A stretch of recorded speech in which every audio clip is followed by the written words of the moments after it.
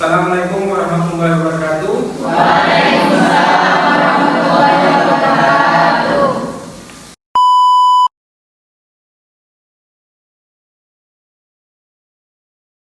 Oke, ini adalah pertemuan kita berikutnya. Ini adalah pertemuan kita yang ke-6 sesuai dengan RPS yang saya sudah bagikan. Dan untuk Anda ketahui sendiri, pertemuan ke-6 ini adalah pertemuan yang membahas terkait dengan masalah psikologi perkembangan masa kanak-kanak dan remaja. Untuk itu perlu diperhatikan bahwa dalam pembelajaran kita pada hari ini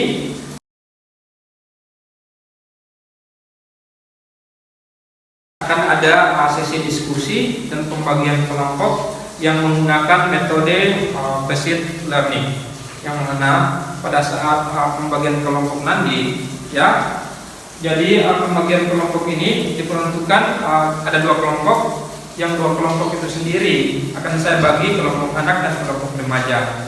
Saya akan berikan permasalahan, 2 permasalahan anak dan permasalahan remaja, yang masing-masing kelompok akan membahas 1 permasalahan. Ya, karena terkait dengan PBL, problem based learning, jadi yang saya akan berikan adalah masalah yang akan dikupas oleh Anda terkait dengan pembelajaran, baik itu masalah anak maupun masalah remaja. Jadi akan ada 2 kelompok yang akan kita bahas di sini.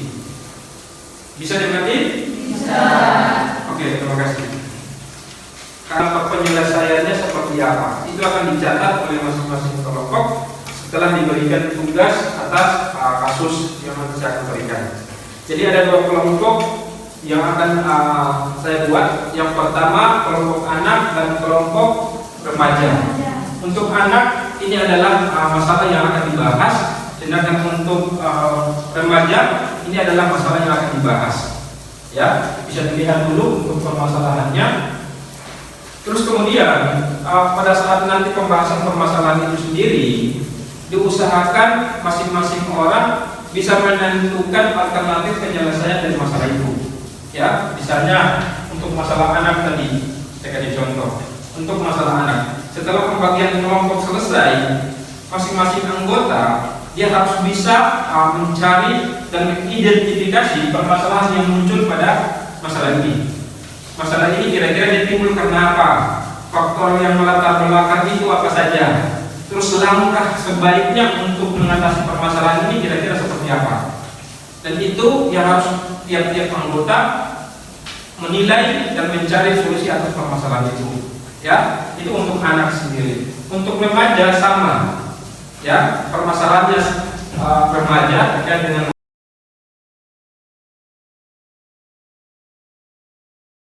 dilakukan seperti apa, sehingga kita bisa menentukan dan bisa mendapatkan 2 permasalahan dan 2 solusi atas permasalahan tersebut.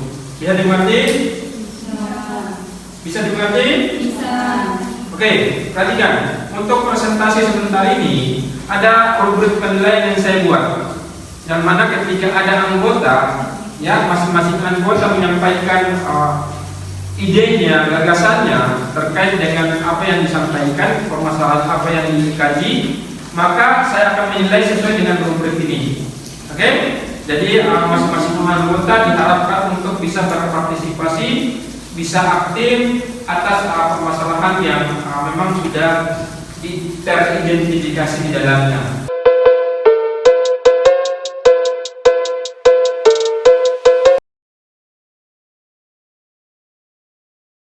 Oke, pertama dulu kelompok identifikasi kelompok dari kelompok anak. Silakan, Muhadir, langsung saja.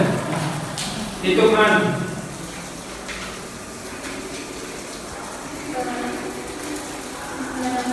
Jadi hasil dari permasalahan yang sedang kami diskusikan bersama teman-teman kelompok kami, yaitu masalah yang dialami dari anak ini, yaitu dia tidak mampu mengendalikan emosinya, sehingga ketika dia bertemu dengan teman-temannya atau ketika dia menghadapi tantangan, si anak ini tidak mampu mengendalikan emosinya.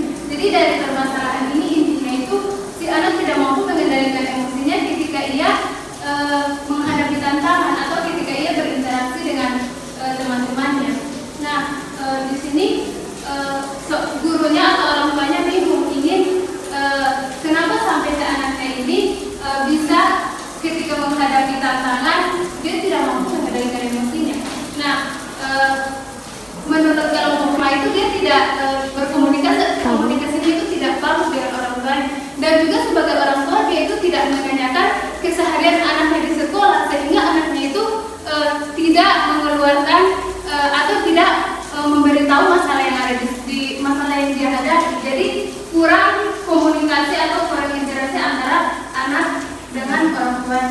Oke, satu solusi atas permasalahan itu, silakan. Oh, oke, silakan berdiri, Zara. Menurut saya itu merupakan kelalaian dari orang tua. Nah, dan cara untuk melakukan hal tersebut yang anak suka takut untuk mendapatkan hal yang diinginkan adalah dengan pertama kita mengajak dia belajar untuk mengatur emosi, dan kedua ketika dia mulai tantrum lagi diharapkan orang tuanya itu agar lebih cuek dengan keadaan yang dia lakukan yang dia lakukan itu. Oke, terima kasih Zara. Silakan Muhadir. Silakan. Coba ini tadi ada solusi dari teman saya, ada pun solusi dari saya, dari sedikit diskusi dari teman kelompok kami itu solusinya yang terkait dengan masalah ini itu solusinya kita sebagai orang tua kita harus tahu membedakan mana yang memang harus diprioritaskan untuk anak dan mana yang harus dipenuhi dan mana yang tidak. Misalnya untuk bermain game berlebihan itu salah satu hal yang harus dilarang kepada anak kita karena itu akan mengganggu proses belajar seorang anak tersebut. Kemudian sebagai orang tua kita harus mengajarkan mana yang baik dan mana yang buruk, dan kita harus mengatur waktu anak, misalnya waktu untuk makan.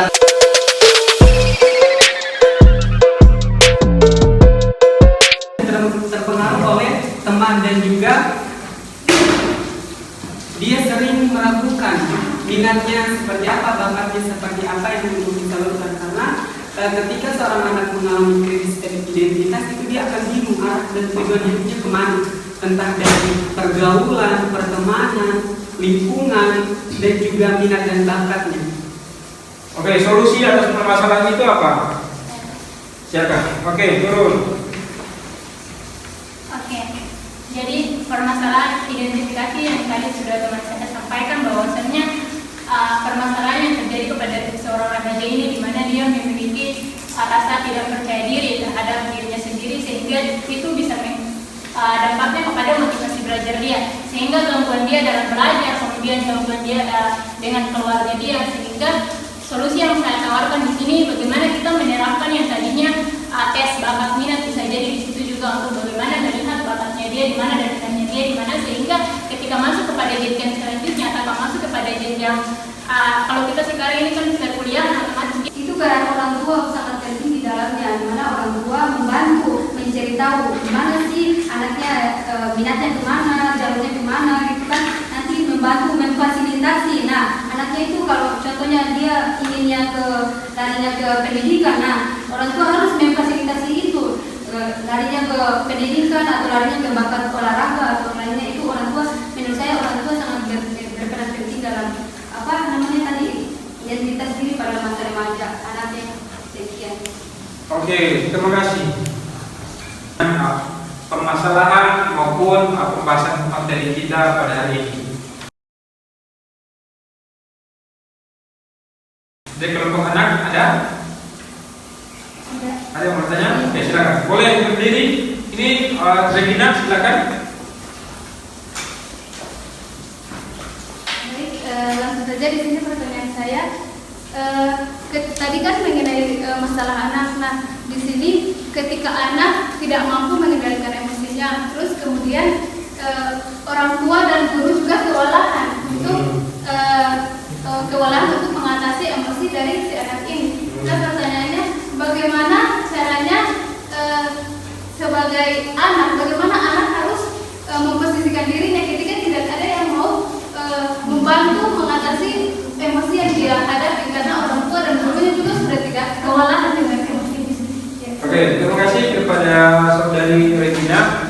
Permasalahan yang disampaikan oleh Regina, saya coba anggota kelompok dari kelompok anak sendiri. Pertanyaannya dari saudari Regina, gimana caranya kalau anak terus dengan perlakuannya yang suka marah-marah seperti itu, dan orang tuanya mulai menyerah dan gurunya mulai menyerah? Pertanyaannya seperti itu. Jawabannya, bagi orang tua dan bagi guru tidak ada kata yang namanya menyerah. Ya, selama hal itu bisa diatasi, itu harus dilakukan tindakan lebih lanjut. Kenapa demikian? Karena anak dengan kondisi seperti itu, apalagi yang sudah ekstrim ya, seperti tantrum dan segala macam, biasanya dengan anak model seperti itu, biasanya anak tersebut menginginkan perhatian lebih dari orang tua maupun yang muncul. Tapi duduk di samping dia menangis. Yang dipastikan bahwa orang tua pasti merasa malu dan segala macam. Ini adalah konsekuensi dari perilaku yang ditampilkan tadi. Tapi ini mengajarkan anak bahwa semua emosi yang dia punya, dia bebas mengeluarkan. Ya, langkah yang dilakukan oleh orang tua tetap stay di situ, tapi lebih menunggu dia selesai dengan kondisi dia yang menangis-nangis seperti itu. Biarkan dia menangis. Ya, ketika dia sudah berhenti menangis, hanya dia akan diam, dan hal itu yang harus Anda lakukan. Oke? Bisa seperti itu. Ya gitu reviewnya ya. Oke. Ada lagi dari kelompok remaja? Silakan. Oke, Aslan, bisa berdiri? Ya, berdiri saja. Bismillahirrahmanirrahim. Assalamualaikum warahmatullahi wabarakatuh. Waalaikumsalam. Langsung saja di pertanyaannya, dalam konteks krisis identitas, bagaimana psikolog dapat membantu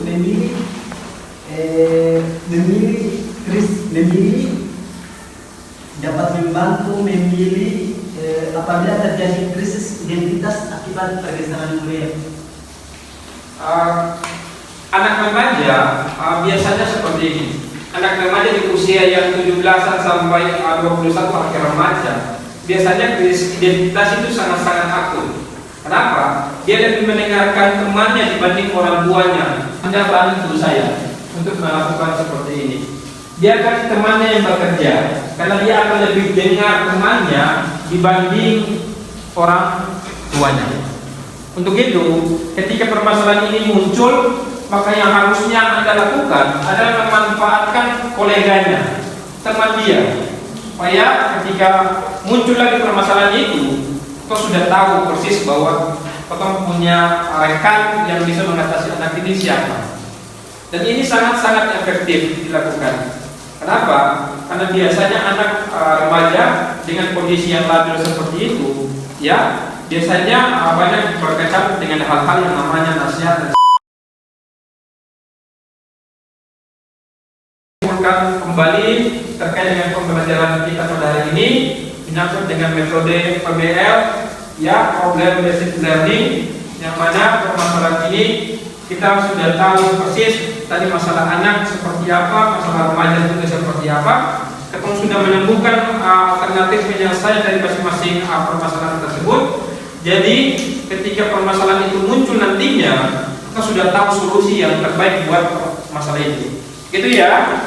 Nah, semoga abang ketemu di minggu depan di jam yang sama dan pembahasan yang berbeda di pertemuan kita yang ke-7.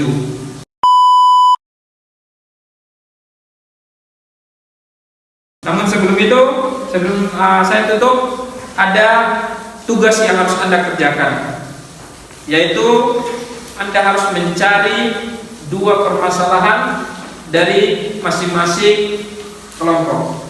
Kelompok anak dia harus mencari 2 permasalahan yang ditemu di lapangan. Begitu juga dengan kelompok remaja, dia harus menemukan 2 permasalahan yang ditemukan di lapangan.